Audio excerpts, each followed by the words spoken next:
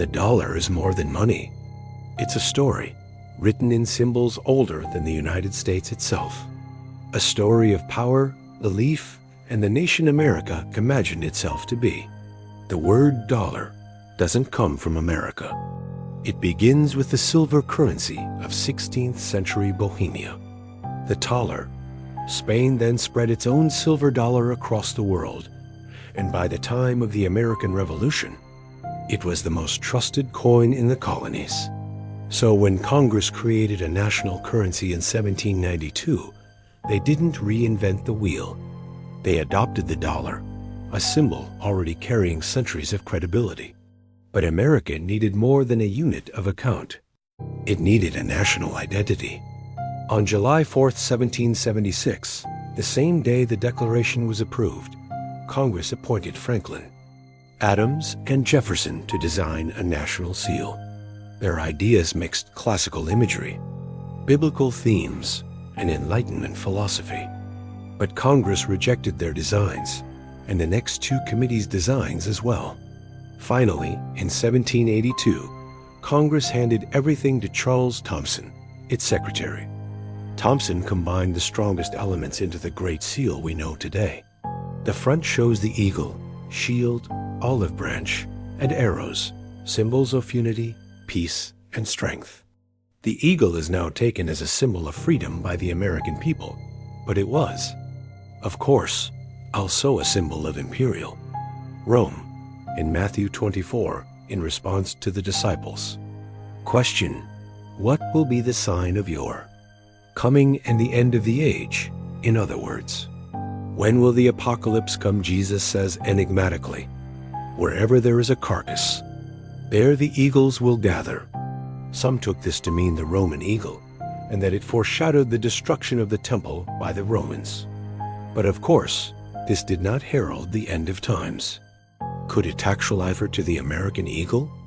The reverse of the seal is even stranger, and was largely hidden from view for 150 years. That's where the deeper symbolism lives. The unfinished pyramid is said to represent endurance, a nation still being built. 13 layers for the original states. Above it floats the Eye of Providence. Some have suggested that the Eye of Providence is in fact an early Christian symbol and have cited as proof of this, that it appeared in Renaissance art. This is a bit like saying that the Easter bunny is a Christian symbol because it appears around the same time as a Christian festival. It has also been said that it appeared as a symbol in Freemasonry much later than the time the Great Seal was approved. This isn't true either. Although the all-seeing eye appears in the 1797 edition of Thomas Webb Smith's book, The Freemason's Monitor, which was 15 years after the Great Seal was finalized, that does not, of course, mean that the symbol was only used by Freemasonry from that date. The book points out that Freemasonry is ancient, and therefore so are its symbols.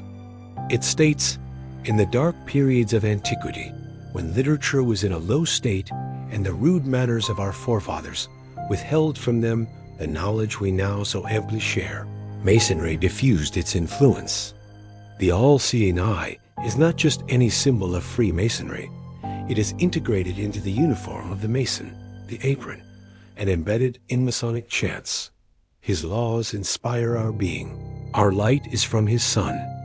Beneath the eye, all-seeing, our Mason's work is done. The eye reflected a deist worldview, a God who oversees but does not intervene. Man, acting with a rational mind, rules the earth left to his own devices.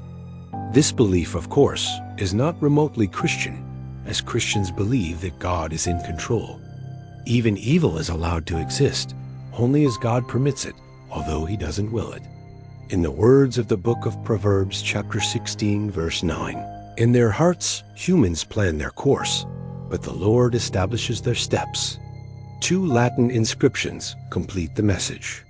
They translate, He has favored our undertakings and a new order of the ages, marking 1776 as the beginning of a new world order. This was the founder's vision, a republic grounded in reason, guided by providence, and built to endure. But the phrase, "In God we trust," wasn't part of the founders' symbolism. It emerged during the Civil War, a moment of national trauma. In 1861, a Pennsylvania pastor named Mark Watkinson wrote to the Treasury, urging the government to acknowledge God on its coins. He hoped the removal of the goddess of liberty and some form of recognition God on the coins would relieve the United States from what he referred to as the ignominy of heathenism. Treasury Secretary Salmon P. Chase agreed. In 1864, "In God We Trust" appeared on U.S. money for the first time, not as monetary policy, but as moral reassurance. Nearly a century later, during the Cold War, the motto returned with new purpose. In 1956, Congress made it the national motto. In 1957, it appeared on paper currency, a symbolic contrast to the atheist Soviet Union. The eye and the pyramid didn't appear on money until 1935. During the Great Depression, Secretary Henry Wallace is said to have rediscovered the unused reverse of the Great Seal and proposed adding it to the currency. Wallace was, of course, a Freemason himself, so he didn't need to rediscover this symbol as it was part of his Masonic stock in trade. He is said to have persuaded President FDR to add it to the $1 bill. Roosevelt likely didn't need much persuading, as he was a Freemason, and not just any Freemason, he was a Master Mason and a member of the Shriners. This makes him the most active presidential Freemason. To Wallace, the Latin inscription on the dollar is said to have meant the New Deal of the ages.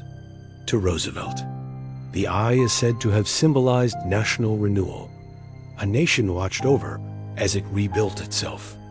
It, however, represented exactly what it said on the tin, a new world order with its own world currency, the dollar. This vision came closer to being realized from 1944, when, after the Bretton Woods Conference, the dollar was established as the reserve currency of the world. Today, that vision has been realized, and the dollar dominates world trade and over 90% of the world's foreign exchange contracts have the dollar on one side of the deal.